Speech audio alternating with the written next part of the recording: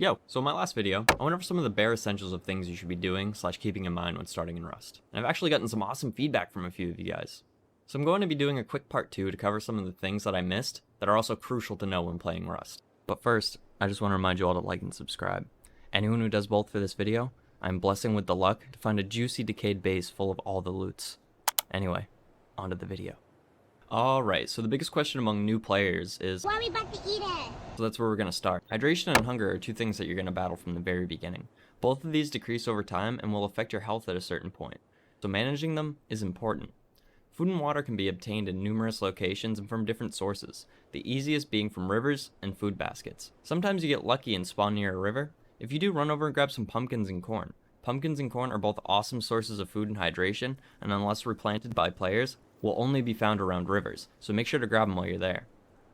Now, food baskets can be found in a lot of places around the map, in basically the same areas as barrels, including trash heaps on the road and around monuments, but are most common in abandoned supermarket. Also, you can kill and farm animals for meat, cloth, leather, bone fragments, and animal fat, and if it's a wolf skull, which you should keep because you can turn that into a helmet.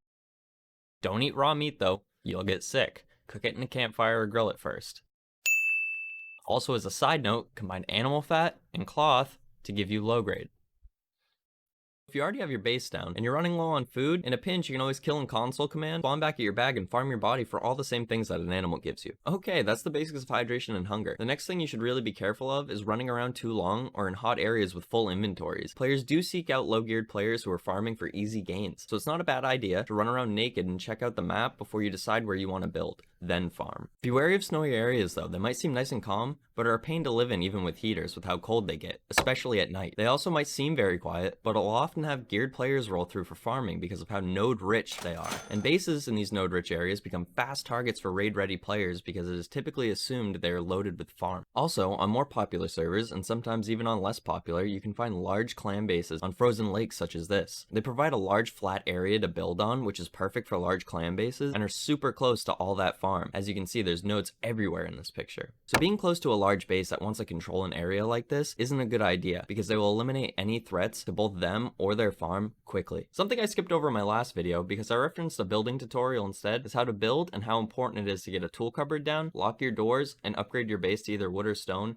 fast. In order to build, you need to craft yourself a blueprint, and to upgrade those buildings you build with your blueprint, you need to craft a hammer. Both cost wood. A tool cupboard allows whomever is authorized to it to build within a certain area around it. If you don't put this down quickly when building, players in the vicinity that see you can grief you. Tool cupboards also require upkeep to keep your base from decaying. Clicking on the TC will show you exactly what you need for 24 hours of protection from decay. It's okay to run a couple hours of protection while you're playing, but it's important to top this off before you log out. No one wants to come back to a decayed base. Always lock your doors right away when building your base, otherwise other players can and will enter and steal your things. You can also lock your TC, which I do recommend if you start building your base and are running out of materials so other players can't take it over. And the final building tip is not to leave parts of your base twig. It's okay to have twig for mapping out the footprint of your base, but always upgrade to either wood or stone as fast as you can, as twig is very easily destroyed. Upgrading and keeping your base safe is your #1 priority. If you have the materials, use them on your base.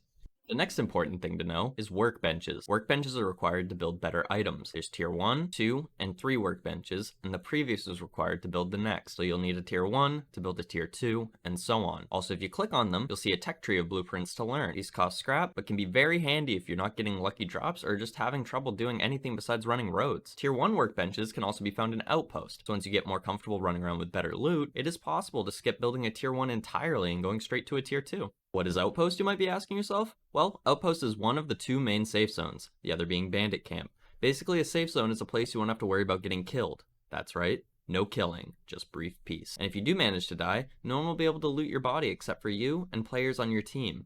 Oh yeah, you can also create a team and invite players to a team and can see where they are on your map.